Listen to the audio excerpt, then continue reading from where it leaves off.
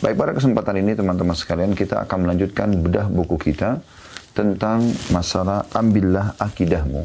Dan dalam 2 hari ini sudah kita bedah buku ini dan kita sudah membahas di pertemuan pertama rukun Islam dan rukun iman, dan juga sudah kita membahas ya pada pertemuan selanjutnya. Pertemuan kedua adalah hak Allah atas para hambanya. Dan sekarang kita akan masuk insya Allah ke pembatal tauhid. Sudah kita titik beratkan di 2 pertemuan kita yang lalu bahwasanya mengesahkan Allah Subhanahu wa taala adalah kebahagiaan setiap individu muslim.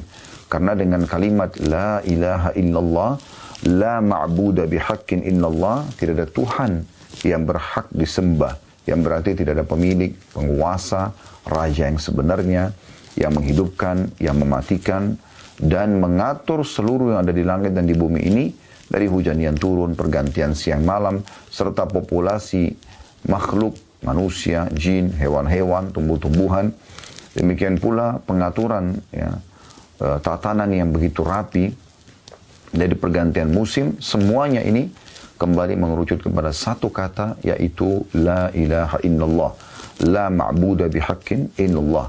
Tiada Tuhan yang berhak disembah kecuali Allah. Sudah kita jelaskan pada pertemuan kemarin, saudaraku seiman, 3 juga jenis tauhid. Tauhid rububiyah, yaitu mengisahkan Allah dari sisi ketuhanan. Kita tidak boleh meyakini ada Tuhan selain Allah. Tauhid uluhiyah, mengisahkan Allah dari sisi penghambaan atau kita mengabdi kepada Allah, menyembah Allah atau beribadah. Dan juga tauhid asma' was sifat, atau mengisahkan Allah di nama-nama dan sifat-sifatnya tanpa mengubah-ubah maksud dan tujuan daripada nama-nama dan sifat-sifat tersebut. Ini sudah panjang lebar kita jelaskan pada pertemuan yang lalu, dan kita akan masuk sekarang yang membatalkan tauhid tersebut, atau yang mengganggu ketauhidan Anda kepada Allah Subhanahu wa taala, yaitu syirik. Dan syirik teman-teman sekalian adalah menyekutukan atau menyamakan, ya, mempartnerkan Allah dengan makhluknya. Dan Allah sama sekali tidak butuh dengan partner. Dan dalam sebuah hadis Bukhari, sudah kami jelaskan kemarin dan kami ingatkan kembali, kata Nabi SAW, Allah Subhanahu wa taala berfirman, Ana agna syuraka anisyirk.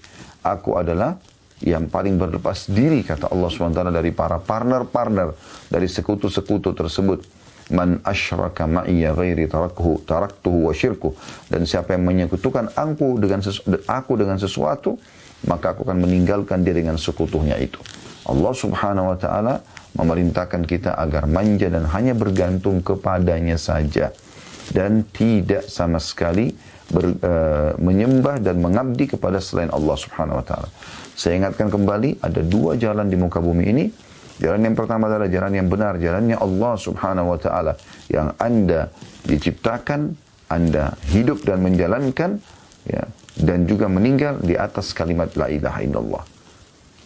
Dan ini adalah jalan yang benar. Juru bicara Allah adalah para nabi dan rasul, dan yang menyampaikan ya, apa yang disampaikan oleh nabi dan rasul, atau juru bicara para nabi dan rasul adalah para ulama dan para dai. Anda menuju ke majelis mereka, duduk bersama mereka, belajar pada mereka, maka Anda akan dipandu ke jalan Allah dan ujung-ujungnya adalah surga. Ini jalan yang benar. Jalan yang kedua adalah, tidak ada jalan yang ketiga tentunya, jalan yang sesat, jalan yang salah. Ini terus kami ingatkan agar Anda berhati-hati. Jalannya iblis, ya, pembangkang dari golongan jin yang sudah Allah gambarkan dan Allah mintakan kita untuk dijadikan sebagai musuh. Ujungnya akan membawa ke neraka, siksaan abadi wa na'udzubillah, siksaan yang menyakitkan kalaupun Anda cuma sekedar lewat saja, karena Anda adalah orang beriman tapi banyak dosa, misalnya tidak sempat tobat sebelum meninggal. Juru bicaranya adalah dukun, peramal, penyamun, penyihir, dan ya, para ahli maksiat. Anda kalau menuju ke mereka, maka akan dipandu ke jalan iblis dan ujung-ujungnya adalah neraka. Tidak ada jalan yang ketiga, hanya 2 jalan ini. Anda penentunya. Menuju ke jalan Allah Subhanahu wa taala dan itu keselamatan, atau Anda menuju ke jalan iblis, jalan kesesatan dan juga kehancuran. Oleh karena itu teman-teman sekalian, hati-hati, jangan sampai Anda salah pilih jalan. Baik, kita akan masuk teman-teman sekalian ke dosa syirik besar. Kenapa ada istilah besar? Karena memang nanti akan ada pelajaran selanjutnya, syirik kecil. Ada juga menyekutukan Allah yang kecil, ada yang besar. Baik, seperti metode yang kemarin, Syekh Muhammad Jamil Zainu rahimahullah menggunakan metode tanya jawab supaya mudah difahami. Beliau menyebutkan pertanyaan pertama, apakah dosa yang paling besar di sisi Allah Subhanahu wa taala?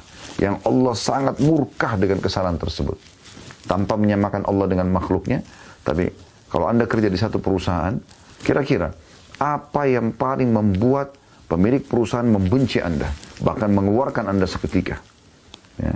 Banyak pelanggaran-pelanggaran yang di kantor, tapi masih ada yang ditoleransi. Ada pelanggaran yang tidak bisa ditoleransi lagi. Maka itu rasionalnya. Ada dosa di mana Allah sangat murka kepada hambanya kalau melakukannya. Maka dikatakan di sini, apakah dosa yang paling besar di sisi Allah? Allah sangat marah dengan pelanggaran itu. Maka jawabannya, dosa yang paling besar ialah atau adalah syirik kepada Allah. Menyekutukan Allah dengan makhluknya. Ya, nanti akan banyak contoh-contohnya. Dalilnya adalah firman Allah Subhanahu wa taala dalam surah Luqman ayat 13. Anda bisa buka aplikasi Al-Qur'an dan Anda perhatikan baik-baik ini. Ya, potongan ayat perkataan Luqman kepada anaknya, A'udzubillahi minasyaitonirrajim, surah Luqman ayat 13. Ya bunayya la tusyrik billah, innasyirka la zulmun azim. Hai anakku, jangan pernah kamu mempersekutukan Allah atau syirik. Karena sungguhnya mempersekutukan Allah adalah benar-benar kezaliman yang besar. Dan ketika Rasulullah SAW ditanya dosa apakah yang paling besar, nggak ada lagi yang lebih Allah benci daripada pelanggaran ini. Nggak ada lagi hukuman yang paling berat kalau datang kepada pelakunya. Maka beliau SAW menjawab, antaj'ala lillahi niddan wa huwa khalaqak. Engkau menjadikan tandingan bagi Allah atau saingan atau sekutu, ya, padahal dialah semata yang telah menciptakanmu. Hadis ini diriwayatkan oleh Bukhari dan Muslim. Berarti Anda sudah paham di pertanyaan pertama ini, dosa yang paling besar adalah syirik kepada Allah Subhanahu wa taala. Pertanyaan kedua, teman-teman sekalian, apakah syirik besar itu? Anda sudah tahu itu dosa yang paling besar. Lalu pertanyaan selanjutnya, apa syirik itu? Jawabannya, syirik besar adalah beribadah kepada selain Allah. Seperti menyeru atau berdoa kepada selain Allah. Mencari keberkahan dari orang yang mati. Atau meminta tolong kepada orang yang hidup tapi ia tidak hadir atau tidak mendengarkannya. Ya, sementara Allah Subhanahu wa taala berfirman di dalam surah An-Nisa ayat 36, A'udzu billahi minasyaitonir rajim, wa'budullaha wa la tusyriku bihi syai'a. Beribadahlah kepada Allah dan janganlah kamu mempersekutukannya. N-nya besar kata ganti Allah dengan sesuatu apapun. Juga sabda Nabi SAW, akbarul kabairi al-isyraku billah. Dosa terbesar dari yang paling besar adalah berbuat syirik kepada Allah dalam hadis Bukhari dan Muslim. Jadi syirik besar adalah Anda menyekutukan Allah SWT dalam ibadah. Anda berdoa kepada Allah, Anda juga berdoa kepada kuburan, ya. Anda minta-minta kepada dewa-dewa, patung-patung, jin dan seterusnya. Ya. Mirip kasusnya orang-orang musyrik Mekah. Mereka tahu Ka'bah itu adalah rumah Allah. Mereka tahu haji itu adalah ibadah Allah yang diajarkan Nabi Ibrahim AS. Tapi mereka kurang yakin dengan diri mereka. Maka mereka datangkan patung-patung. Satu demi satu didatangkan sampai terkumpul 360 patung di sekitar Ka'bah. Yang semuanya dihancurkan oleh Nabi SAW pada saat pembebasan kota Mekah. Mereka berdoa kepada Allah. Lagi tawaf, mereka juga berdoa minta pada patung-patung tersebut. Jadi Allah punya partner bagi mereka. Ya. Mereka menyembeli untuk Allah, mereka menyembeli juga untuk berhala mereka. Kalau orang tidak mempartnerkan Allah, maka itu masuk dalam sama. Kekufuran juga ya. Misalnya dia jelas memungkiri Allah Subhanahu wa taala. Maka ini kufur. Ya. Kalau ini enggak, dia yakin Allah tapi dia ikutkan Allah dengan atau dia ikutkan makhluk bersama haknya Allah SWT. Dan Allah tidak butuh semua itu.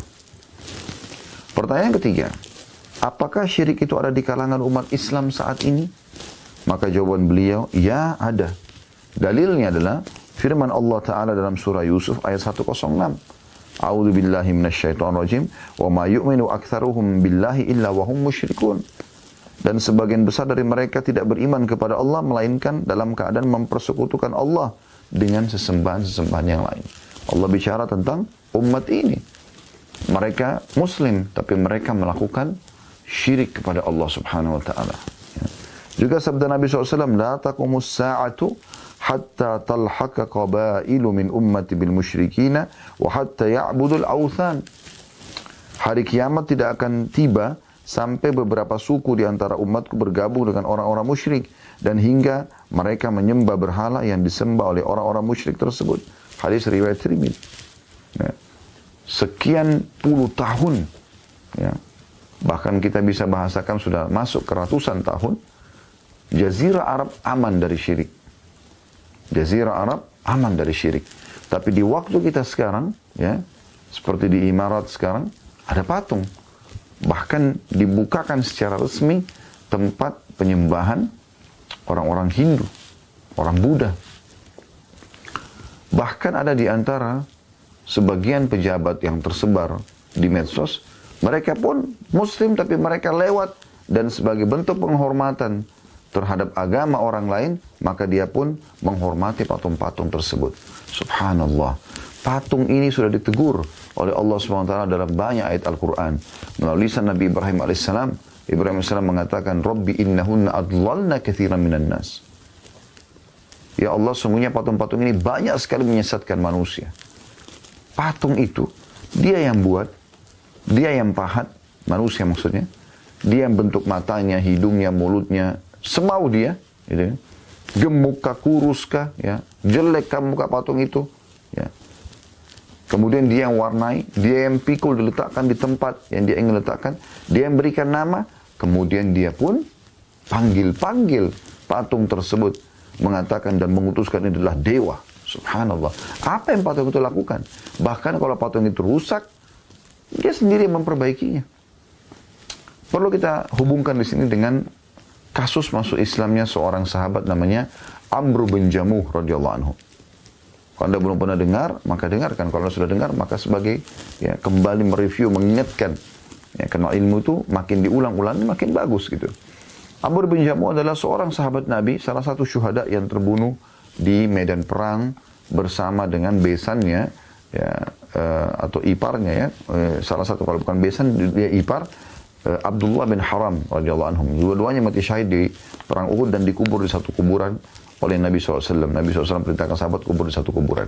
Yang jelas, awal masuk Islam, anak-anaknya semua masuk Islam, tinggal dia, belum masuk Islam. Dan dia punya satu patung yang selalu dia kultuskan di rumahnya.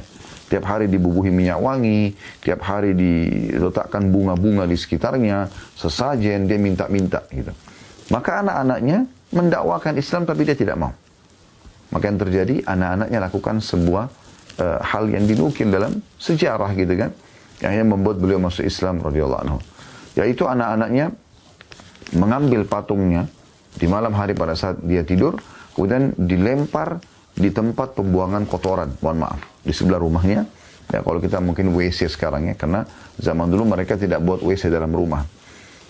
Maka keesokan paginya Amr bin Jamuh bangun dan dia ingin menyembah Tuhannya seperti biasa, minta keselamatan hari itu dan segala macam. Mungkin kalau Anda sudah tidak Anda bertauhid kepada Allah, Anda sholat subuh, Anda sholat malam sebelumnya, misalnya Anda zikir pagi petang ya, Anda lakukan ibadah kepada Allah SWT, Anda memohon kebaikan-kebaikan pada hari itu.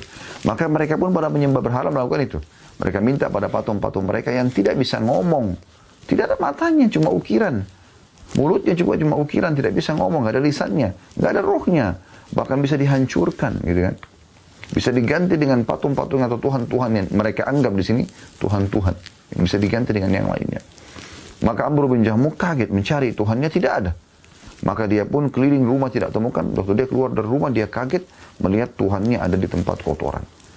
Maka dia belum tersentuh. Dia mengambilnya, dia membersihkan, ya, dia bubuhi dengan minyak wangi lalu dia mengatakan, siapa yang telah memperlakukanmu seperti ini? Kemudian dia pun ya, mohon maaf, dia sempat anak-anaknya menggantungkan di leher patung itu bangkai anjing. Maka dia memindahkan bangkai anjing tersebut. Dia dengan marah mengatakan, siapa yang melakukan padamu seperti ini, hai Tuhanku? Maka dia bersihkan, dibubuhi minyak wangi, diletakkan lagi di tempatnya. Subhanallah, belum dapat hidayah. Di hari kedua anak-anaknya melakukan lagi itu. Diambil Tuhan tersebut yang tanda kutip, yang dianggap Tuhan patungnya, dibuang di tempat yang sama, ya. Maaf, saya keliru tadi. Jadi di hari pertama itu dilempar tanpa ada bangkai anjing, ya. Kemudian dia bersihkan, kemudian diletakkan kembali tempatnya di dalam rumahnya lalu dibubuhi minyak wangi. Lalu dia gantungkan pedang di leher Tuhannya, patungnya itu. Lalu dia mengatakan, Kalau ada yang mengganggu lagi, lawanlah. Masih dalam alam jahiliyah. Malam hari dia tidur, anak-anaknya mengambil lagi di hari kedua ini, dibuang ke tempat kotoran yang sama, kemudian pedang yang digantung di lehernya diganti dengan bangkai anjing. Ini di hari keduanya. Maka keesokan paginya, dia pun bangun, dia mencari tidak ada Tuhannya, dan dia temukan Tuhannya ada di tempat yang sama. Maka dia pun pada saat itu mendapatkan sinyal hidayah, dan dia menggunakan akal sehatnya, dia mengatakan, kalau seandainya kau adalah Tuhan, pasti kau akan bisa membela dirimu. Maka dia pun berbicara sama anak-anaknya, minta dipandu ke Islam, lalu dia syahadat. Lalu kemudian dia masuk Islam atau syahadat di tangan baginda Nabi SAW, dan akhirnya terbunuh di tahun 2 atau tahun 3 Hijriah di perang Uhud radhiyallahu anhu. Jadi orang bisa menyadari sebenarnya kalau benda-benda ini benda mati, gitu kan? Yang paling banyak disembah adalah patung. Anda bisa lihat di depan rumah banyak orang, patung yang besar, pegang pentungan, pendek, gemuk, mukanya juga jelek, subhanallah. Entah apa maksudnya gitu. Mau dikatakan seni juga, nggak nyambung gitu. Seninya apa gitu. Kalau misalnya orang pohon ditata dengan rapi, buahnya indah, itu seni alami, gitu kan. Tapi patung, ukiran gitu, apanya di situ? Atau mungkin tembok dibuat dengan rapi, dicat dengan bagus gitu kan. Mungkin, ya. Ada ukiran-ukiran yang bukan manusia, bukan ya, jin, bukan hewan. Mungkin orang bisa bilang bagus, seni. Tapi subhanallah kadang-kadang orang diwas-was dengan syaitan dengan begitu mudah, akhirnya terjerumus dalam perbuatan seperti ini. Ya. Kemudian selanjutnya pertanyaan keempat kata beliau, apa hukum berdoa kepada orang mati atau orang hidup yang tidak hadir? Ya. Jawabannya, berdoa kepada orang mati atau mereka yang tidak hadir adalah sebuah bentuk syirik besar. Dalilnya adalah firman Allah Subhanahu wa taala di dalam surah Yunus ayat 106 yang berbunyi, a'udzubillahi minasyaitonirrajim, wala tad'u min dunillahi ma la yanfa'uka wa la yadurruk fa in fa'alta fa innaka idzan minadh dhalimin. Dan jangan pernah kamu menyembah apa-apa yang tidak memberi manfaat dan tidak pula memberi mudarat kepadamu selain Allah. Patung-patung itu tidak ada manfaatnya sama sekali. Orang mati pun tidak bisa memberikan manfaat. Orang mati itu butuh pada kita yang masih hidup, saudara sekalian. Bukan kita yang butuh pada mereka. Nabi SAW sudah ajarkan, kalau ke kuburan apa? Salam dan doakan mereka. Bukan kita minta pada mereka. Bukan kita minta pada mereka. Jadi Allah mengatakan jangan kamu menyembah apa-apa yang tidak memberi manfaat. Gak bisa lagi mereka respon kita. Ya. Sedangkan hidup saja keterbatasan mereka ada dalam memberikan manfaat, apalagi kalau sudah meninggal gitu.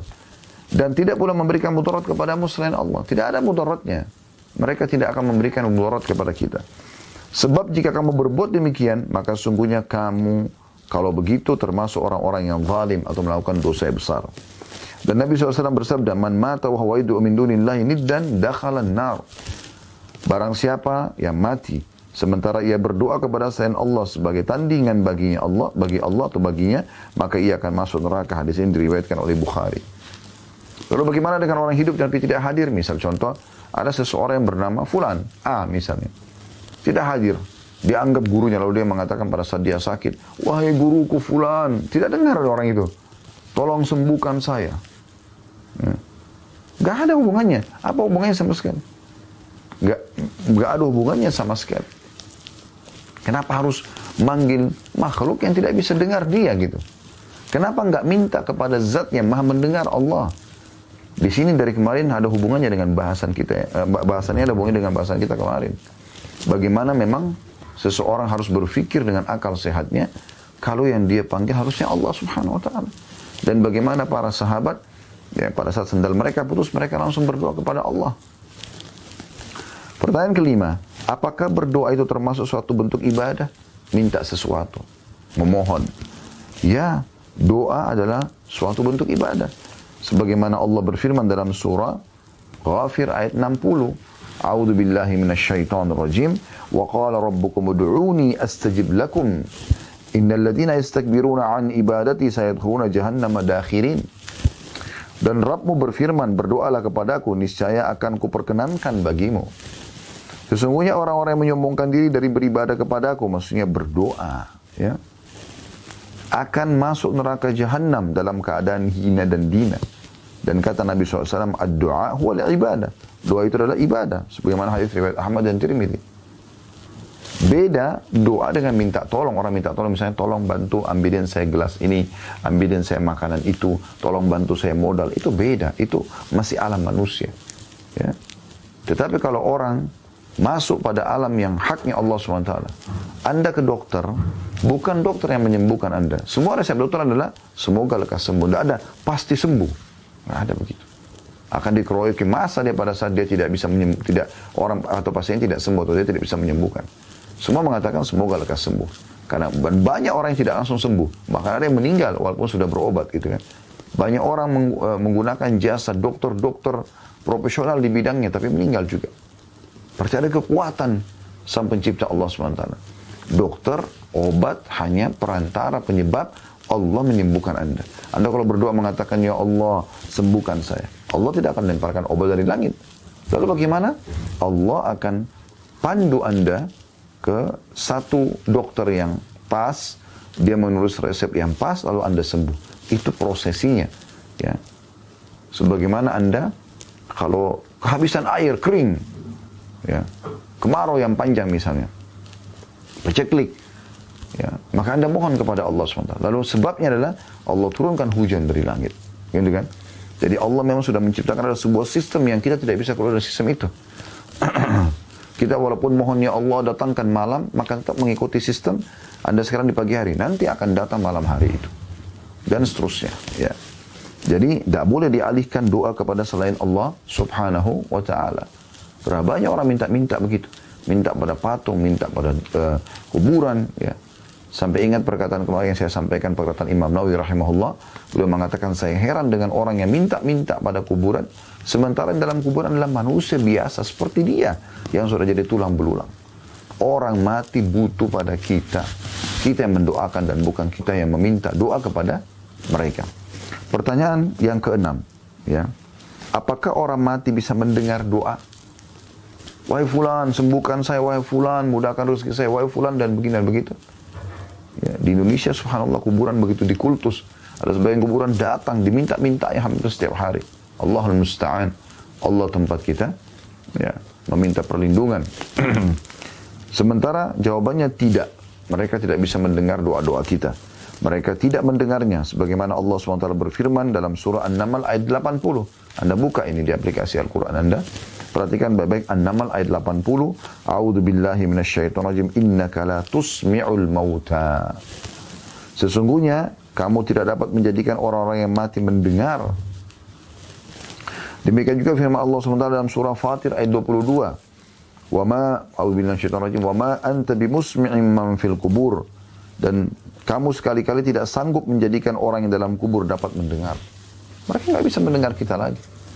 Hadis Nabi SAW tentang masalah orang meninggal mendengar itu hanya awal pada saat jenazahnya dimasukkan kuburan. 3 langkah pengantarnya berjalan pulang, dia masih mendengar 3 langkah itu saja. Selebihnya dia sudah tidak mendengar lagi. Dia sudah berada di alam yang berbeda, alam barzah. Bagaimana Anda bisa minta-minta pada mereka? Kenapa nggak minta kepada yang menciptakan dia, yang menciptakan tanah kuburan itu dan batu nisannya? Setelah menciptakan langit dan bumi ini. Kita masuk ke judul baru, berbagai macam syirik besar. Jadi masih bahasan yang sama tapi ini ragamnya. Pertanyaan ke-7. Bolehkah kita meminta bantuan atau mencari berkah dari mereka yang telah mati atau mereka yang tidak hadir atau gaib? Jawabannya tidak boleh. Kita tidak boleh melakukannya karena Allah SWT berfirman dalam surah An-Nahl ayat 20-21. A'udzu billahi minasyaitonir rajim. Walladzina yad'una min dunillahi la yakhluquna syai'an wa hum yukhlaqun. Amwatun ghairu ahya' wa ma yash'uruna ayyana yub'atsun. Buka An-Nahl ayat 20-21 supaya Anda tahu dalilnya. Dan berhala-berhala yang mereka seru selain Allah tidak dapat membuat sesuatu apapun. Maksud dalam istilah berhala di sini maksudnya semua yang mereka panggil selain Allah diistilahkan dengan berhala. Mereka tidak dapat memberikan dan berhala-berhala atau sesuatu yang mereka seru selain Allah tidak dapat memberi sesuatu apapun. Sedangkan mereka berhala-berhala itu sendiri dibuat oleh orang. Ini perkataan Allah. Berhala-berhala itu benda mati, tidak hidup Dan berhala-berhala tidak mengetahui bilakah penyembah-penyembahnya akan dibangkitkan. Tidak ada sama sekali mereka ketahui apa-apa. Allah Ta'ala juga berfirman ya, dalam surah Al-Anfal ayat 9. Jadi kalau Anda mengatakan itu kan berhala-berhala Ustaz. Itu terjemahannya ya. Tapi kalau kita baca secara letter-let Al-Qur'annya, walladzina yad'una min dunillah, dan semua yang mereka seru selain Allah. Ini sebenarnya terjemahan tepatnya. Walladzina yad'una min dunillah la yakhluquna syai'a.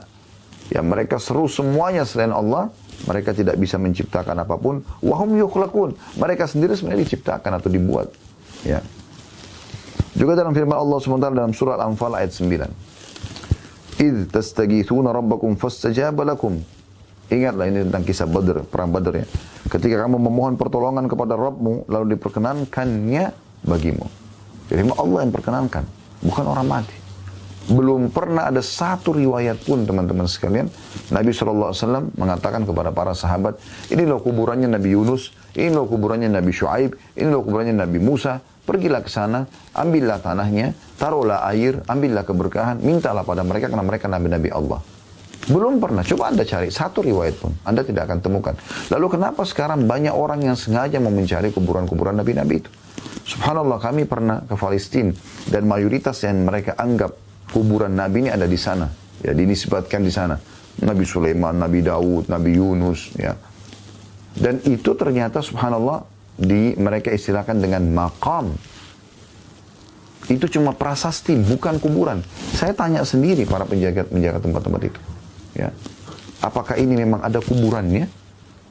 Ada jenazah dalamnya? Ada kita masjid Nabi Yunus, maqam Nabi Yunus, banyak bus-bus datang ke sana.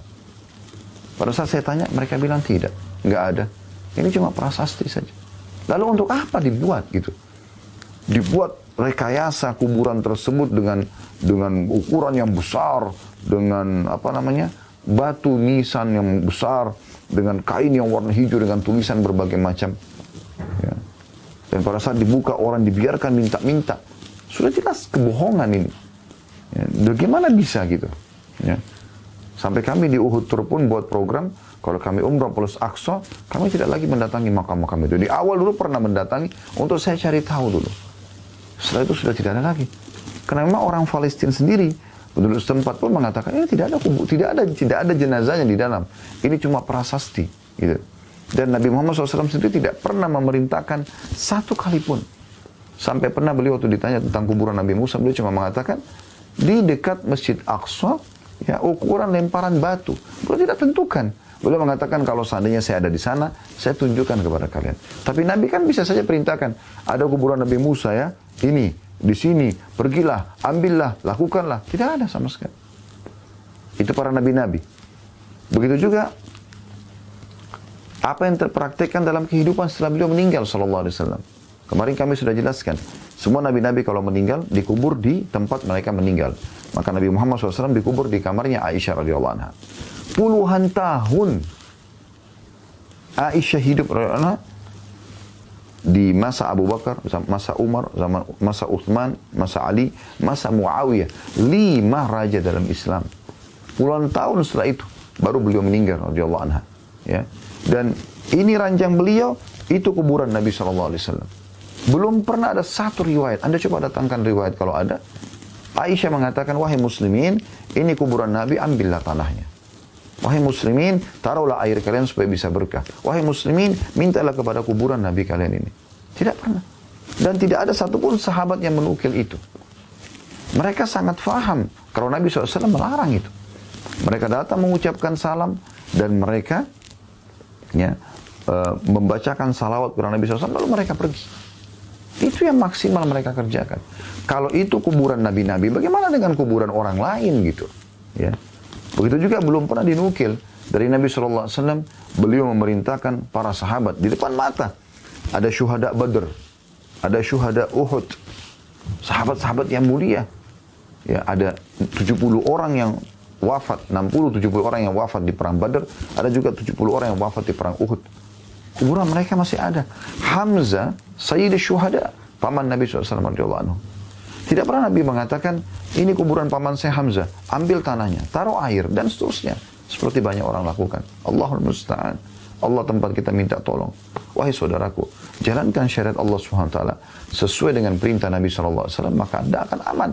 Kita sudah jelaskan pada pertemuan yang kemarin, syarat diterimanya amal ada 3. Anda beriman kepada Allah, karena amal soleh tidak akan bermanfaat tanpa iman.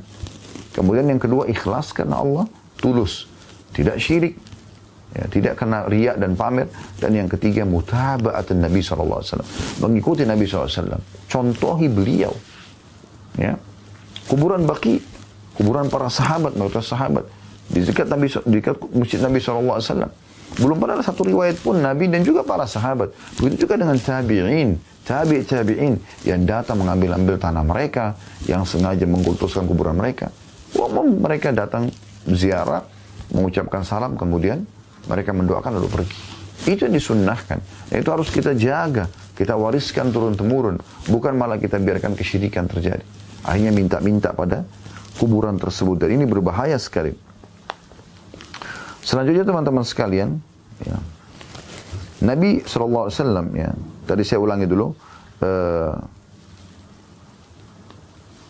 firman Allah Subhanahu Wa Taala dalam surah An-Nahl ayat 20, ya, surah Al-Anfal ayat 9, ya. إِذْ تَسْتَغِيثُونَ رَبَّكُمْ فَاسْتَجَابَ لَكُمْ. Ingatlah ketika kalian memohon kepada Tuhan atau Rabb kalian, lalu diperkenankanlah bagi kalian. Kita lanjutkan ke hadis Nabi SAW. Masih pertanyaan ke-7, bolehkah kita meminta bantuan atau mencari berkah dari mereka yang mati dan atau mereka yang tidak hadir atau gaib, ya, pada jin, manusia yang tidak ada di depan kita, lalu kita panggil-panggil gitu kan. Ya Hayyu Ya Qayyum, kata Nabi SAW dalam hadis. Ya Hayyu Ya Qayyum birahmatika astaghith. Wahai zat yang maha hidup dan wahai zat yang berdiri sendiri, dengan rahmatmu aku memohon pertolongan kepadamu.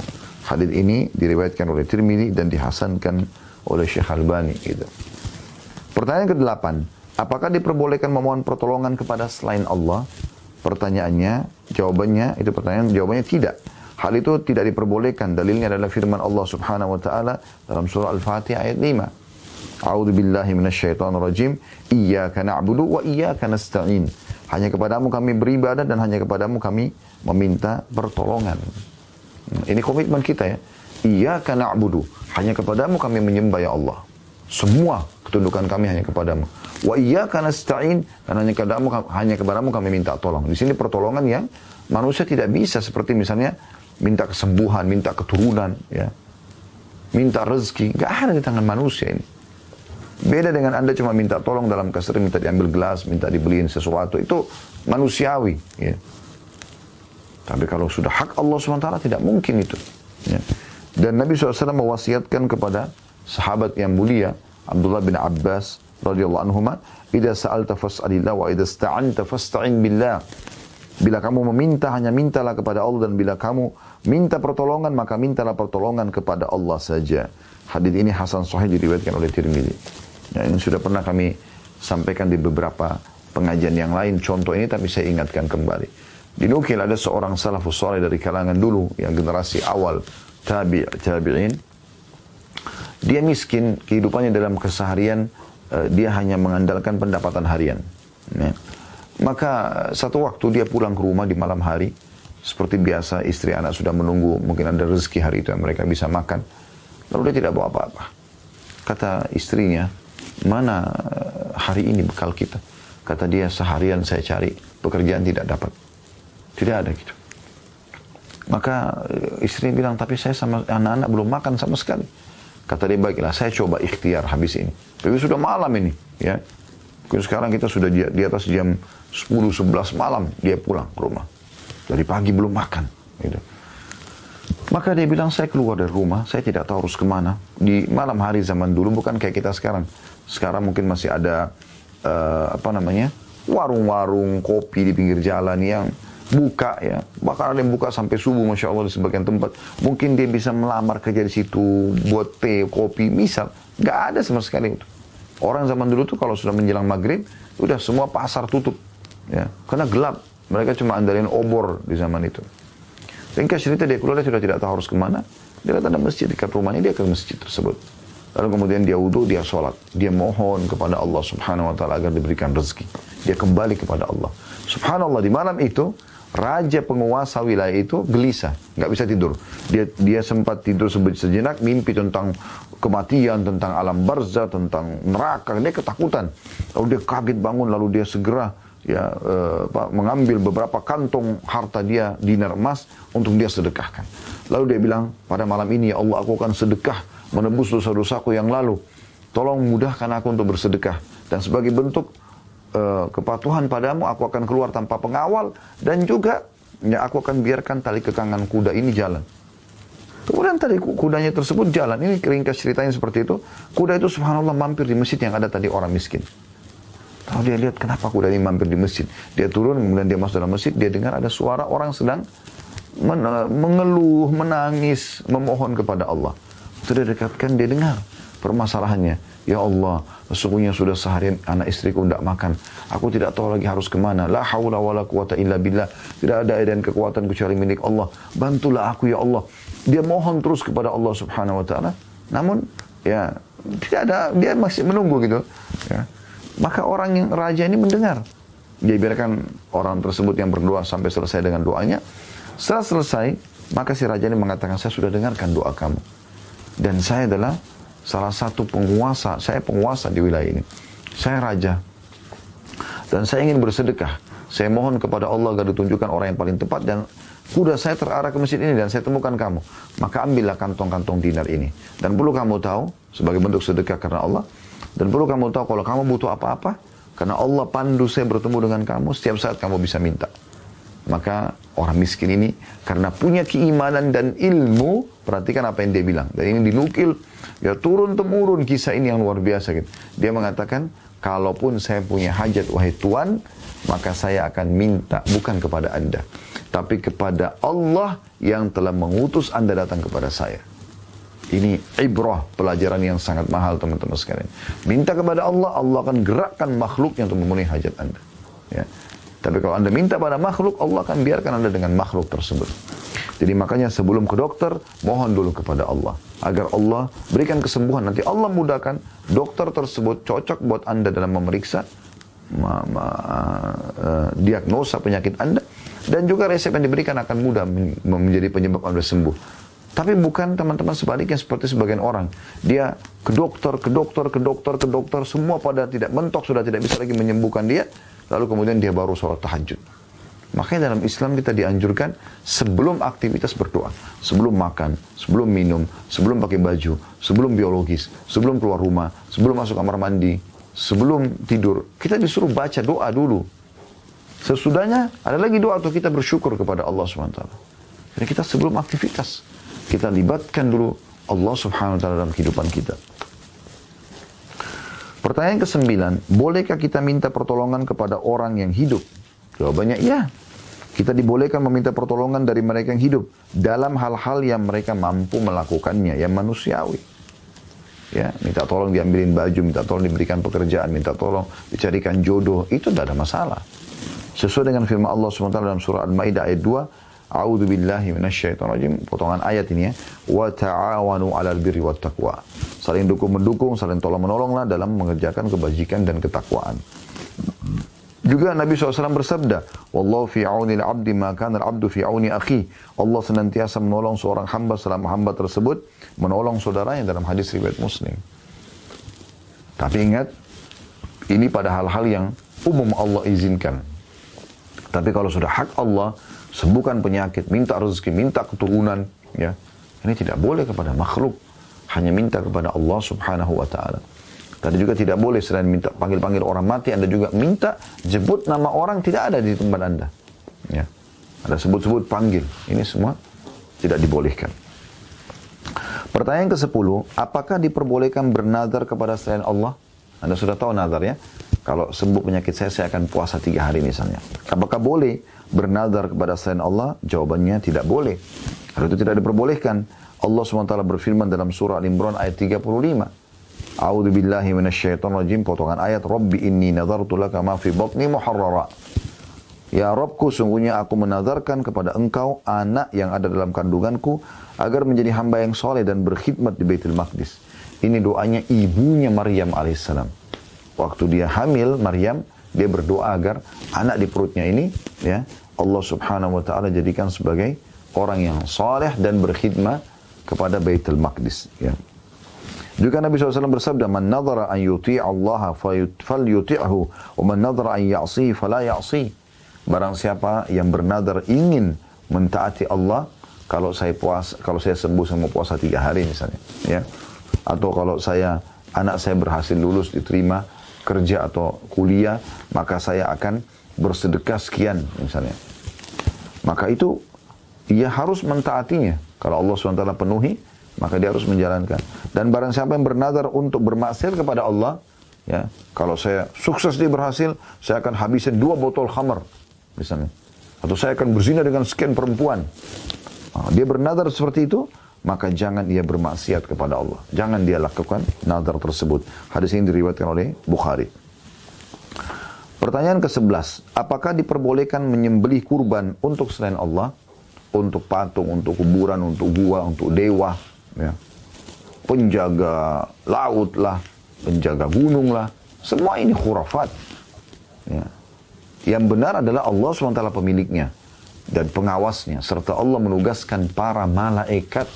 Anda baca surah nomor 77 dan 79 di awal-awal surah. Bagaimana Allah gambarkan tentang malaikat-malaikat dan tugas-tugasnya. Itu pun iman Anda yang kedua, yang merawat lautan tersebut dan segala macam, ya.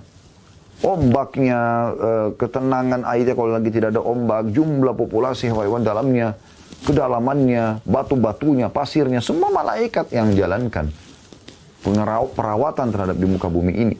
Lautannya, daratannya, ya, udaranya sampai di langit. Allah Subhanahu wa taala tugaskan mereka. Tidak ada dewa-dewa itu, gitu kan. Ini bahaya sekali, itu penjaga. Maka makin jadi jin-jin itu mengganggu mereka. Sebagaimana dinukil sebab turunnya surah jin karena sebagian orang-orang Arab jahiliyah dulu dari Quraisy, mereka kalau mengadakan perjalanan keluar dari Mekah, maka mereka kalau mampir di sebuah lembah sengaja pemimpin kafilah itu mendatangi setiap anggota kafilahnya mengatakan mana yang akan kau sumbangkan. Maka dimintalah, ada yang ambil, ada yang nyumbang kurma, ada yang keju, ada yang roti gandum dan segala macam. Setelah itu, ya, dia pergi ke tengah-tengah lembah lalu dia mengatakan apa? Wahai penjaga lembah, jangan ganggu kami. Penjaga lembah yang dia masukkan ini syaitan, jin, dia panggil. Malaikat tidak perlu dipanggil.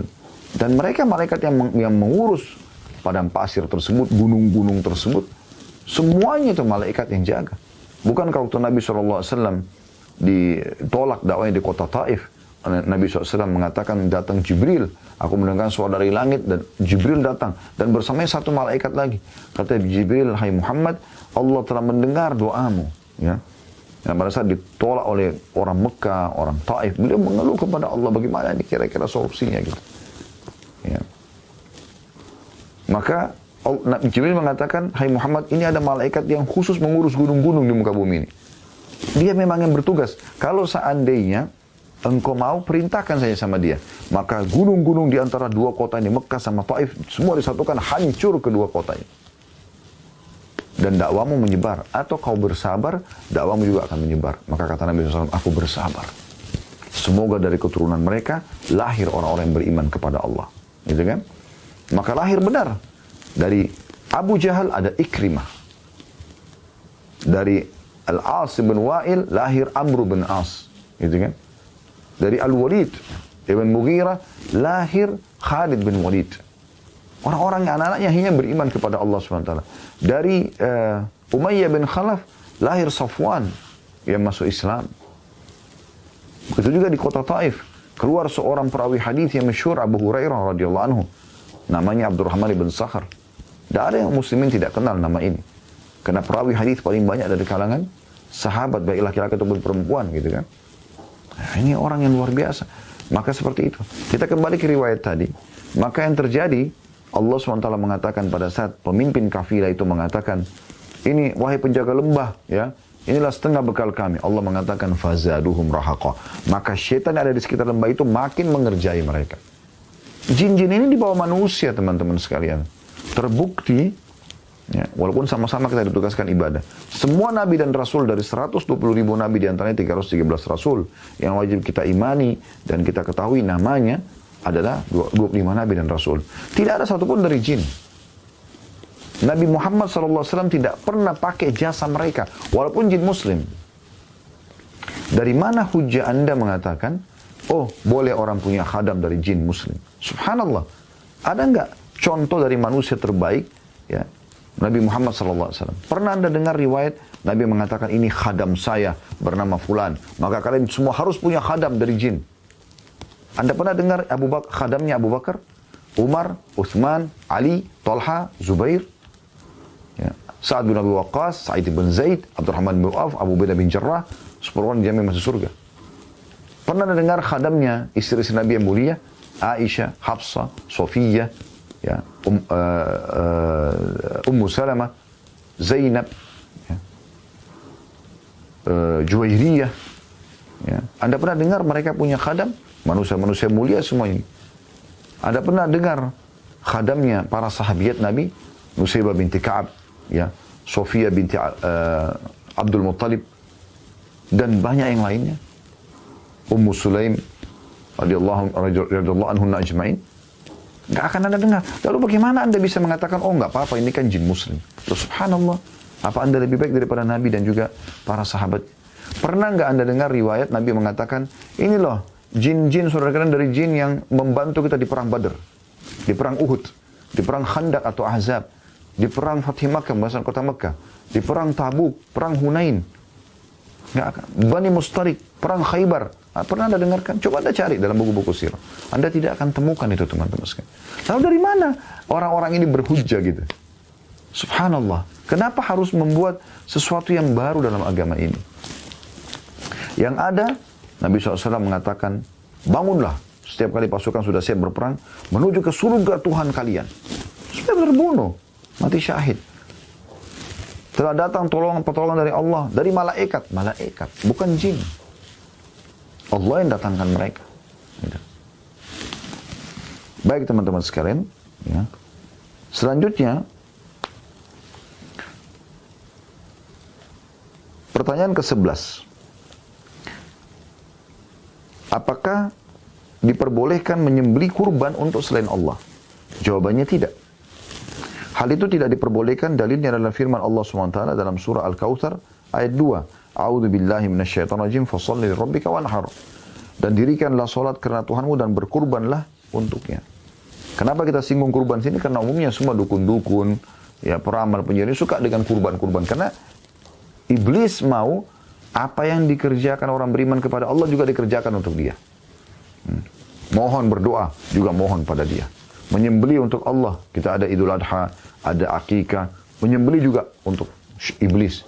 Iblis nggak makan dagingnya. Yang penting orang berbuat syirik, partnerkan Allah dengan dia, gitu.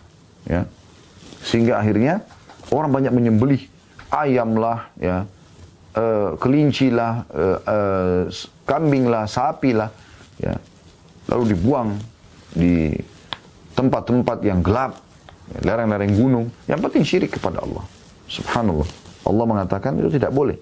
Dan juga kata Nabi SAW dalam hadis riwayat Muslim, wa la'ana Allah man dzabaha li ghairillah. Dan Allah melaknat orang yang menyembelih kurban untuk selain Allah. Pertanyaan ke-12, bolehkah kita tawaf atau mengelilingi kuburan untuk pendekatan diri? Seperti kita tawaf di Ka'bah? Jawabannya tidak. Kita tidak boleh tawaf kecuali mengelilingi Ka'bah saja. Satu-satunya tempat untuk tawaf keliling hanya Ka'bah. Allah berfirman, wal yatawafu bil baitil atiq dalam surah Al-Hajj ayat 29. Hendaklah mereka melakukan tawaf di keliling rumah yang tua atau Baitullah, Ka'bah. Tempat lain enggak boleh. Dan juga sabda Nabi SAW, man tafa bil baiti sab'an wa shalla raka'ataini kana ka'idki raqabah. Barang siapa yang bertawaf di Baitullah, Ka'bah 7 kali dan sholat 2 rakaat, maka seolah-olah dia membebaskan seorang hamba sahaya. Hadis ini hadis sahih diriwayatkan oleh Ibnu Majah. Pertanyaan ke-13, apa hukum mempelajari sihir? Kenapa sihir dibahas di sini secara khusus, teman-teman sekalian? Karena memang sihir ini berhubungan sekali dengan masalah syirik tadi, yang merusak tauhid Anda kepada Allah Subhanahu wa taala. Ya. Ingat, dukun-dukun, peramal, penyamun, penyihir, juru bicaranya iblis. Mereka tidak sama sekali berhubungan dengan Allah Subhanahu wa taala. Jawabannya sihir adalah kekufuran. Sebagaimana Allah berfirman dalam surah Al-Baqarah ayat 102. A'udzu billahi minasyaitonir rajim.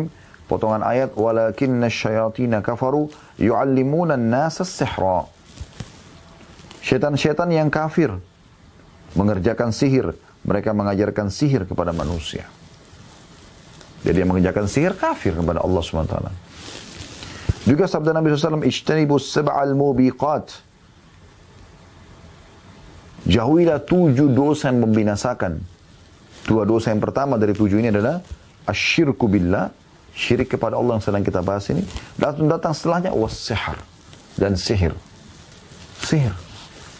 Teman-teman sekalian, kalau Anda mau membuat istri Anda, suami Anda suka sama Anda, atasan Anda suka dengan Anda, bukan dengan sihir, bukan dengan sihir, tapi dengan cara manusiawi, tidak usah lintas alam. Saya kalau senyum dengan istri saya, ramah, mulut saya santun, tatapan mata saya syahdu, jaman tangan saya ramah, ya. Saya juga royal memberikan apa yang Allah amanahkan, harta misalnya, kebutuhan semampu saya. Ya. Maka istri saya akan suka sama saya. Anda sebagai istri, alam Anda manusia adalah Anda senyum, Anda tatapan mata syahdu, Anda penuhi kebutuhannya, layani biologisnya, dan depan dia, hibur dia, penuhi kebutuhannya karena Allah. Dia akan suka sama Anda. Anda masak masakan yang dia suka misalnya, dia akan suka sama Anda. Jadi nggak perlu bawa foto pasangan ke dukun, tidak perlu. Lintas alam, minta bantuan jin untuk membuat pasangan suka. Kenapa ini? Ini syirik kepada Allah SWT, nggak boleh. Ya. Dosa besar. Kenapa harus lintas alam? Nabi SAW sudah ingatkan, siapa yang mendatangi dukun, peramal, penyamun, penyihir, bertanya, belum percaya, tidak diterima sholatnya 40 hari. Ke belakang loh ya, yang sudah kita kerjakan 40 hari. Bukan yang akan Anda kerjakan. Hadis yang lain, siapa yang mendatangi dukun, peramal, penyamun, penyihir, bertanya dan percaya, maka dia telah kufur kepada apa yang diturunkan kepada Muhammad SAW. Tak boleh sama sekali. Pernah ada dengar riwayat Nabi pergi ke dukun minta-minta? Kan beliau suruh taruhan kita. Pernahkah Anda dapat nukilan bahwasanya ada sahabat yang jadi dukun? Atau pergi ke dukun? Yang ada justru dari surat Umar bin Khattab radhiyallahu anhu 1 tahun sebelum beliau meninggal, ya, kepada gubernur-gubernur wilayah yang berkuasa di wilayah beliau, di antaranya Bajalah bin Abdah rahimahullah, seorang ulama tabi'in, mengatakan telah datang suratnya Umar bin Khattab setahun sebelum beliau meninggal, ya, setahun atau 3 tahun ya, saya lupa di sini, tapi setahun ya kurang lebih, agar kami membunuh semua dukun-dukun, dan kami membunuh setelah surat itu datang 5 dukun, dihukum mati. Karena Nabi SAW bilang, haddus sahiru darbatun bisayf. Hukuman para penyihir dipenggal lehernya, karena mereka buat kerusakan. Anda ke dukun, tempatnya remang-remang gelap dan segala macam, minta syarat ini, syarat itu. Kalau Anda datang kepada syaratnya aneh-aneh, darah hewan lah, foto lah, pakaian bekas lah, inilah, itulah, untuk apa semua ini? Tidak boleh. Ya. Nabi Musa AS diperintahkan oleh Allah SWT untuk menghancurkan dan melawan mereka. Kenapa Anda justru datang kepada mereka? Kalau Anda datang kepada ulama, pada kiai yang benar-benar kembali kepada Al-Quran dan Sunnah, Anda akan dipandu. Tobatlah kepada Allah. Salat taubat bisa, istighfar kepada Allah. Mulai sekarang beramal saleh, tinggalkan dosa-dosa. Selesai. Sederhana kok agama itu. Sederhana. Jangan dibuat rumit. Rumitnya ini karena orang banyak membuat-buat yang sebenarnya tidak pernah ada. Tidak pernah ada. Ya. Dan uniknya, dukun-dukun ini subhanallah, di tempat yang mayoritas muslim, mereka berpenampilan seperti orang muslim. Pakai kopiah, bahkan agamanya Islam. Tapi dukun, subhanallah. Sama sekali tidak dibenarkan ini. Sikap seperti ini. Salah dalam Islam. Ya. Kemudian pertanyaan ke-14. Bolehkah kita mempercayai pernyataan dari A'raf? Ya. A'raf adalah orang yang mengaku memiliki pengetahuan tentang gaib. Dipanggillah, meramal inilah, meramal itulah. Ya. Dan subhanallah, kembali kepada kasus yang mirip lagi. Mereka jual lagi buhul-buhul. Boneka kecil, telur, ya, yang bahasanya ini diulirkan di badan, bisa ada ini dan itu. Yang tidak masuk akal, akhi dan ukti. Telur, goreng, enak dimakan. Kenapa harus dilakukan seperti ini? Jangan keluar dari alur pikiran yang normal gitu.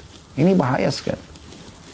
boneka diisi dengan jin, lalu ditaruh di kamar. Apa bedanya Anda dengan Amr bin Jamuh tadi sebelum masuk Islam? Apa bedanya Anda dengan orang-orang jahiliyah dulu, sebelum Nabi SAW datang? Nabi memerangi semua itu. Anda tahu pada saat Nabi SAW masuk di kota Mekah dan membebaskan kota Mekah dari kekufuran, beliau menghancurkan patung-patung, orang-orang kafir Quraisy gemetaran karena mereka kultus patung itu luar biasa gitu. Sebagai punya sesuatu yang punya kekuatan. Ya, sampai mereka punya patung besar namanya Hubal, mereka kalau lewat tidak berani lihat mukanya. Padahal patung itu patung besar, dirantai-rantai badannya supaya tidak dicuri. Tuhannya mereka takut dicuri. Nabi SAW datang dengan mujizat Allah SWT, tongkat beliau begitu menyentuh patung hancur. Menyentuh patung hancur. Beliau tidak hancurin dengan tongkatnya, cuma disentuh hancur. Dan beliau biarkan semua hancur, 359 tinggal yang satu Hubal yang paling besar. Nabi SAW kemudian mendekati patung Hubal, dan orang Mekah semua membelalak matanya pada saat itu. Karena ini Tuhan mereka yang paling besar, yang mereka paling takuti. Yang dirantai seluruh tubuhnya. Besar sekali. Untuk menghancurkannya luar biasa. Nah, mungkin kalau zaman sekarang pun harus pakai ya alat-alat berat. Tapi Nabi SAW memegang tongkat beliau sebagai mukjizat dari Allah SWT, mencolok mata Hubal sambil membaca firman Allah SWT, wa qul ja'al haqq wa zahaqal batil innal batila kana zahuqa. Katakanlah kebenaran telah datang dan kebatilan kalah gitu. Dan sesungguhnya kebatilan itu pasti akan hilang. Maka Hubal jatuh hancur menjadi beberapa kepingan. Lalu sahabat datang melanjutkan penghancuran patung-patung tersebut. Setelah itu bersih Mekah dari patung. Dan sampai hari ini, dan sampai menjelang hari kiamat, tidak akan pernah insya Allah kembali patung-patung tersebut. Kenapa Anda sekarang pergi ke dukun-dukun tersebut, lalu kemudian beli boneka dari dia, sekian harganya, atau patung kecil, atau apalah gitu. Saya berapa kali melihat itu ya, di kotak patung itu, rambutnya panjang, matanya belalak, inilah, oh ini penjaga harta, ini penjaga rumah, ini penjaga ini. La haula wa la quwata illa billah. Penjagamu adalah Allah, wahai muslim, wahai muslimah. Penjagamu ada malaikat yang menjagamu, tidak akan berpisah denganmu, kata Nabi SAW. Malaikat bergiliran menjaga kalian di setiap pagi dan sore, subuh sampai asar, asar jaga lagi sampai subuh besok, begitu terus. Dalam sebuah hadis sahih riwayat Bukhari. Lalu Allah SWT menanyakan kepada malaikat yang baru bertugas dan baru naik melaporkan ke langit. Apa yang kalian, hamba-hambaku sedang apa untuk kalian tinggalkan? Mereka mengatakan, mereka sedang sholat ya Allah. Sedang sholat subuh dan sholat asar gitu. Murnikan tauhid Anda kepada Allah SWT. Jangan sampai terjerumus dalam hal seperti ini. Berbahaya sekali teman-teman sekalian. Para peramal-peramal ini ya disebutkan dalam pertanyaan, bolehkah kita mempercayai pernyataan mereka, meramal-ramal? Jawabannya tidak. Kita tidak boleh mempercayai mereka. Karena Allah SWT berfirman dalam surah An-Nahl ayat 5, surah An-Naml ayat 65. Dibuka ya, surah An-Naml ayat 65. Saya berharap setiap ayat kita sebutkan, teman-teman yang tidak pegang bukunya, Anda bisa membaca dan membuka di aplikasi Al-Quran di HP Anda. Supaya Anda lihat, oh iya ternyata Allah berfirman. Ini bukan Khalid Basalam yang membahasakan. Saya cuma menyampaikan apa yang Allah Azza wa Jalla sampaikan dan Nabi SAW sampaikan. Dan juga disusun oleh Syekh Muhammad Jamil Zainu, salah satu ulama muslimin yang tinggal di kota Mekah rahimahullah. Ya. Dalam surah An-Naml ayat 65 berbunyi, A'udzubillahi minasyaitonirrajim, "Qul la ya'lamu man fis samawati wal ardil ghaiba illallah." Al-ayah. Katakan hai Muhammad, sampaikan kepada seluruh manusia, bukan cuma umat Islam. Ya. Tidak ada ya di langit dan di bumi yang mengetahui hal yang gaib kecuali Allah. Gak ada manusia yang tahu gaib. Dan itu yang dijadikan barang dagangannya para jin dan syaitan ini. Gaib, bisikin yang gaib, bisikin yang gaib. Ya. Seakan-akan dia tahu yang tidak ditahu oleh manusia umumnya. Juga sabda Nabi SAW, "Man ata'arrafan aw kahinan fasaddaqa bima yaqul faqad kafara bima unzila ala Muhammad." Barang siapa yang mengunjungi seorang araf, ya. Di sini orang yang mengaku-ngaku tahu yang gaib, atau peramal, dukun. Ya. Araf ini bisa juga peramal, atau dukun, tukang sihir, dan percaya pada apa yang dikatakannya, maka dia telah kafir kepada apa yang diturunkan kepada Muhammad SAW, maksudnya Al-Quran. Hadis ini sahih diriwayatkan oleh Imam Ahmad. Nabi SAW bilang itu. Kalau pergi dukun berarti kafir kepada apa yang saya bawa. Artinya apa? Jangan pergi ke sana. Ikuti ajaran Nabi SAW. Dan ingat, Nabi tidak pernah satu kali pun ke dukun. Para sahabat tidak pernah. Bahkan Nabi melarang sebagaimana Anda sudah dengarkan. Lalu kenapa Anda pergi dukun? Sekarang namanya yang lain orang pintar. Ini orang-orang bodoh ini. Mereka pintar kepada selain Allah gitu. Semoga Allah berikan hidayah. Ya. Pertanyaan ke-15. Apakah ada makhluk yang mempunyai pengetahuan tentang yang gaib? Jawabannya tidak. Tidak ada seorang pun yang memiliki pengetahuan tentang yang gaib kecuali apa yang telah Allah wahyukan kepada Rasulullah SAW atau nabi-nabinya. Itu pun nabi-nabi sangat terbatas yang Allah wahyukan saja. Manusia biasa mustahil, sekali lagi mustahil tahu yang gaib. Allah berfirman dalam surah Jin ayat 26 sampai 27 yang berbunyi, A'udzu billahi minasyaitonir rajim.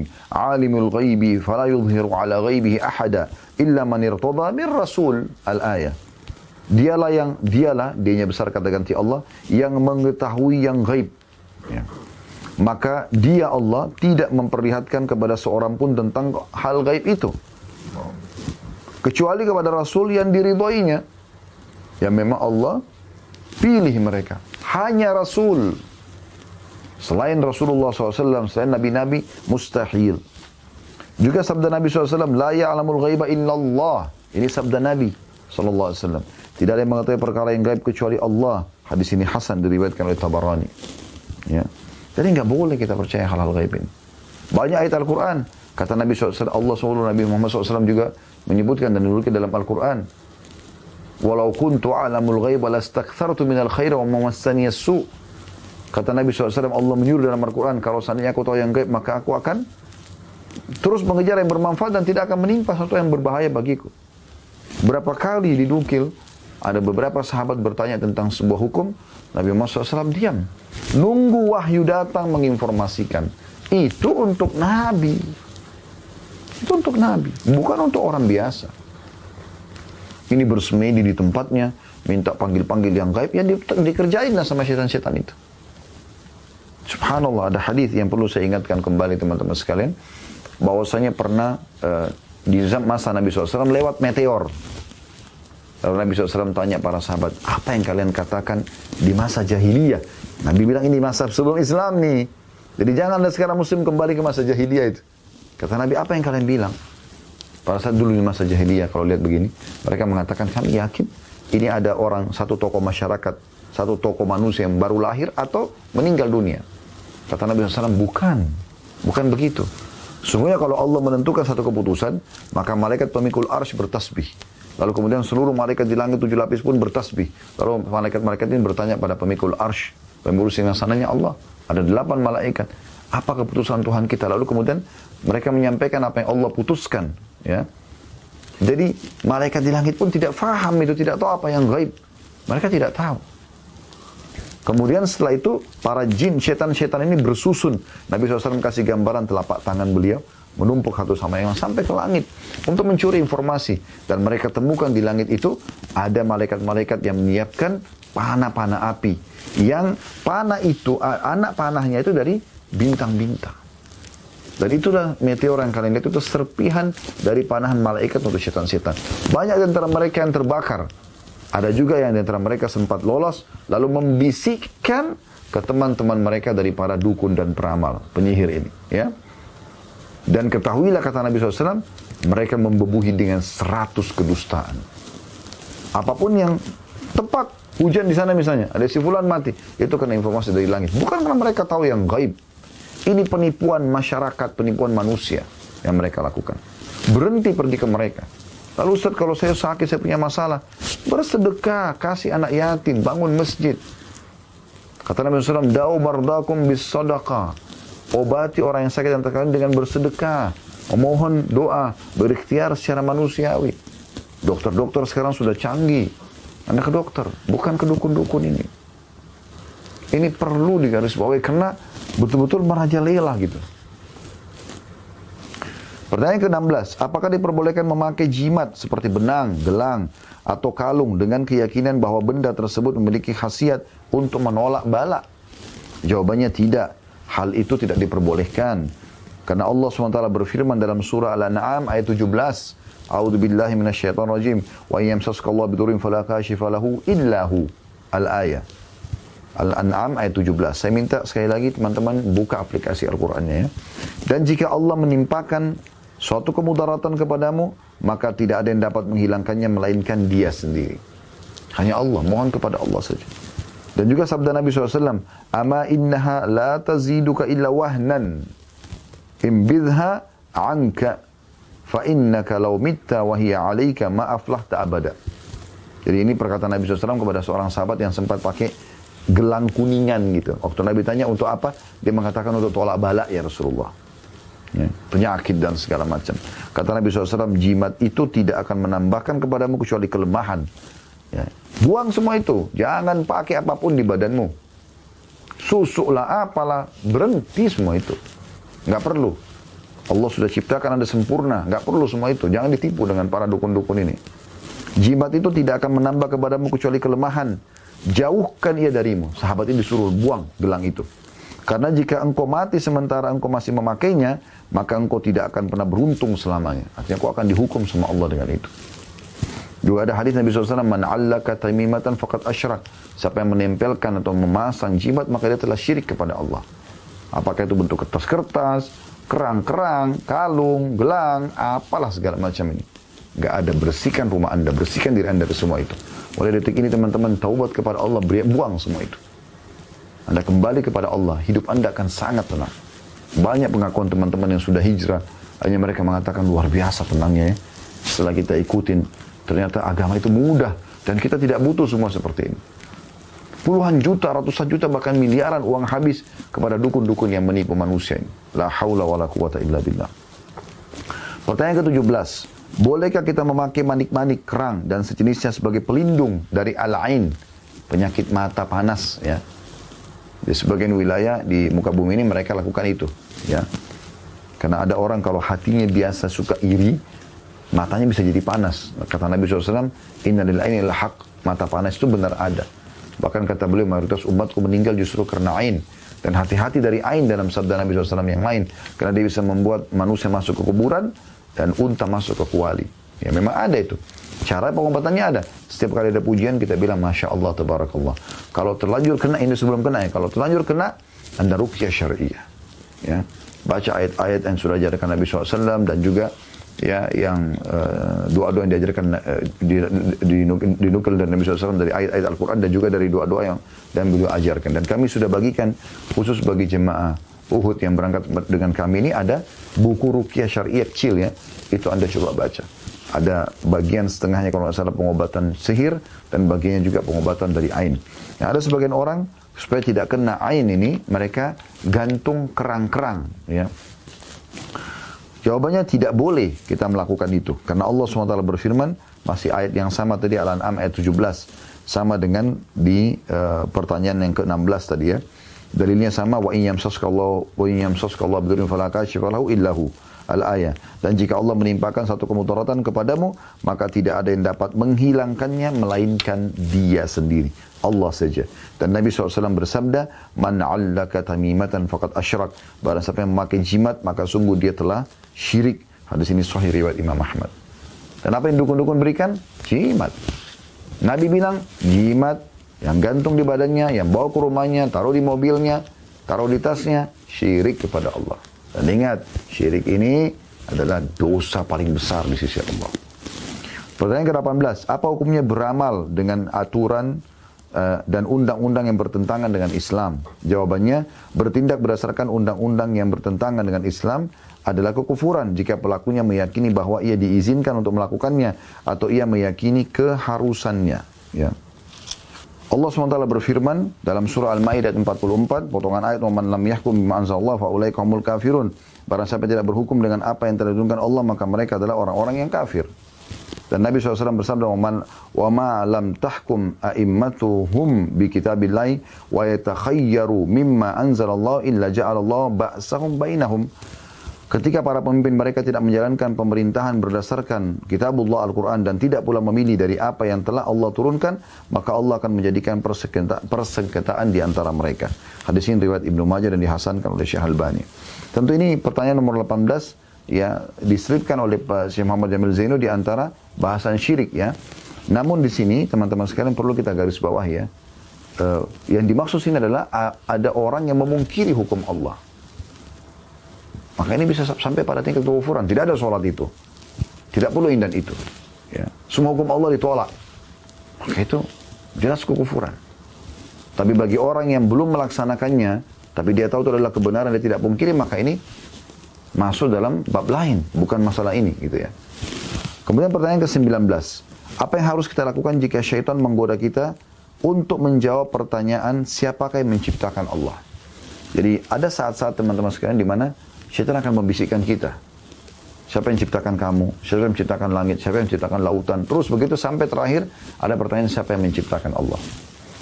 Jawabannya, jika syaitan membisikkan pertanyaan ini kepada salah seorang di antara kamu, maka mintalah perlindungan kepada Allah. Sebagaimana Allah berfirman dalam surah Fussilat ayat 36. A'udzu billahi minasyaitonir rajim wa imma yanzagannaka minasyaitonir nazghun fasta'id billah innahu was-samiul alim. Dan jika syaitan mengganggumu dengan suatu gangguan, maka mohonlah perlindungan kepada Allah. Sesungguhnya dialah yang maha mendengar lagi maha mengetahui. Dan Rasulullah SAW mengajarkan kepada kita untuk melawan tipuan syaitan dengan mengatakan amantu billahi wa rusulihi.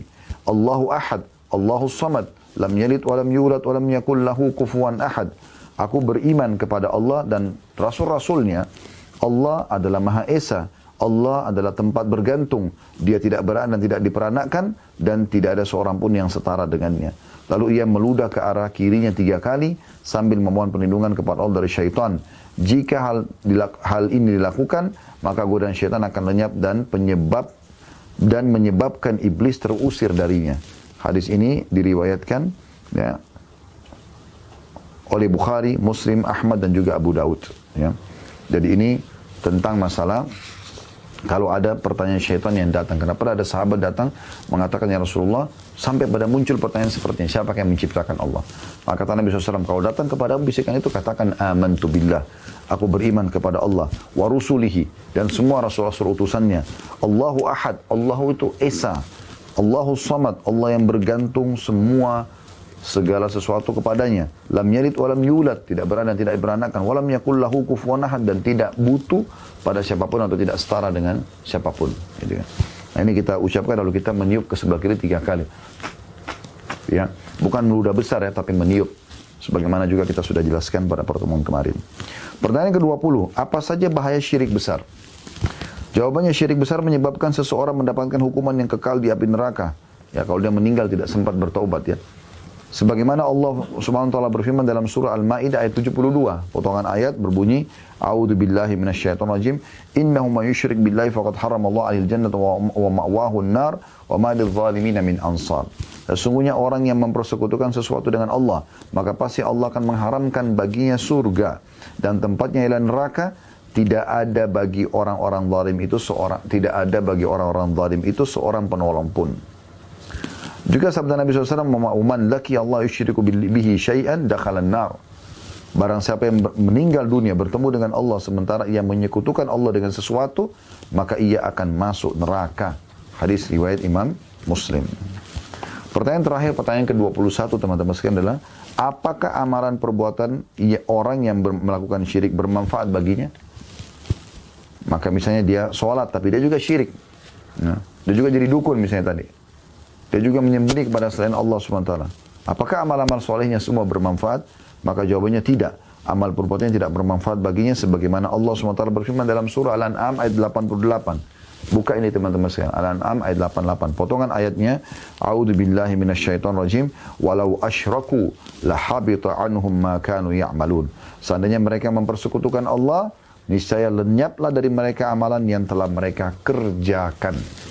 Juga dari sabda Nabi SAW, kalau Allah tabaraka wa ta'ala, ana agna syurakai ani syirk, man amila amalan asyraka fihi ma'i ghairi, taraktuhu wa syirku. Allah yang maha berkah dan maha tinggi telah berfirman, aku paling tidak membutuhkan sekutu-sekutu. Barang siapa yang melakukan suatu perbuatan di mana ia menyekutukanku pada perbuatan itu, maka aku akan meninggalkan dia dengan sekutunya. Hadis ini diriwayatkan oleh Imam Muslim. Ya. Dan dari sini teman-teman sekalian, alhamdulillah syirik besar ini sudah selesai kita bahas. Ya, saya melihat ini syirik kecil. Setelahnya juga ada bahasan cuma pendek ya. Maka saya akan sekalian bacakan syirik kecil. Ya, dan insya Allah besok atau kesempatan lain kita akan masuk ke judul baru tentang masalah tawasul dan minta syafaat atau pembelaan. Ya. Baik, saya akan masuk teman-teman sekalian, mungkin cuman satu lembar ya, timbal balik atau setengah-setengah lembar kiri kanan, sebagaimana Anda pegang bukunya bisa lihat.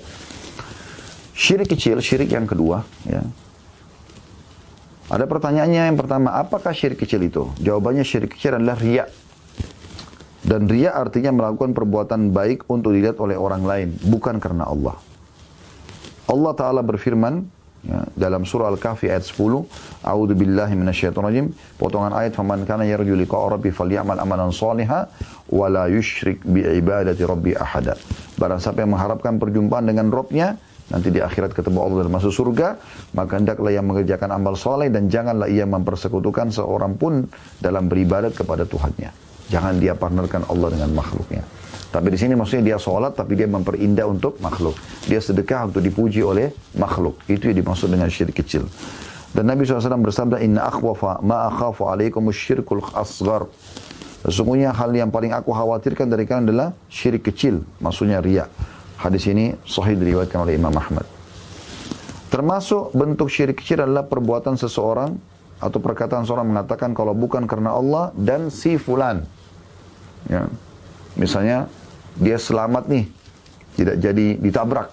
Karena ada orang yang sempat tarik dia mengatakan kalau bukan karena Allah dan si fulan, maka saya sudah mati misalnya. Ya. Atau perkataan seseorang mengatakan kalau bukan kehendak Allah dan kehendakmu. Kalau bukan kehendak Allah dan kehendakmu, ini tidak boleh. Seperti dia partnerkan Allah gitu. Tapi kalau orang mengatakan, Alhamdulillah, Allah telah mudahkan si fulan ya, membantu saya. Jadi Allah yang memudahkan dia. Maka itu tidak ada masalah. Nabi SAW mengatakan, La taqulu ma sya'allah wa sya'a fulan, walakin qulu ma sya'allahu thumma sya'a fulan. Jangan kalian katakan sebagaimana kehendak Allah dan sebagaimana kehendak si fulan. Tapi katakanlah sebagaimana kehendak Allah, ya, kemudian kehendak si fulan. Jadi dengan menggunakan bahasa kemudian tidak ada masalah. Tapi kalau seakan-akan kalau bukan kehendak Allah dan kita tahu maksudnya mempartnerkan maksud tersebut, ini yang tidak boleh masuk dalam syirik kecil di sini. Pertanyaan kedua, bolehkah bersumpah dengan selain Allah? Jawabannya tidak diperbolehkan bersumpah dengan selain Allah. Karena Allah SWT berfirman di potongan ayat dalam surat Taghabun ayat 7, Qul bala wa rabbi la tub'atsun. Katakan tidak demikian demi Rabbku, kamu benar-benar akan dibangkitkan. Ya. Juga sabda Nabi SAW, Man halafa bi ghairillahi faqad asyrak. Siapa yang bersumpah kepada selain Allah, maka dia telah melakukan kesyirikan. Ya. Jadi kita boleh sumpah hanya menggunakan nama Allah SWT. Ya. Dan beliau juga SAW bersabda, Man kana halifan falyahlif billahi aw liyasmut. Kata Nabi SAW, barang siapa yang bersumpah, hendaklah bersumpah demi Allah atau diam saja. Hadis ini diriwayatkan oleh Imam Bukhari dan juga Muslim. Ya. Ini hadis yang luar biasa ya, yang melarang kita untuk tidak boleh bersumpah atas nama selain Allah Subhanahu Wa Taala. Nah, ini banyak di beberapa negara-negara Timur Tengah ya, seperti di Mesir biasa mereka mengatakan wan nabi, demi nabi gitu. Harusnya kan mereka mengatakan wallahi ya, dengan atas nama Allah gitu ya.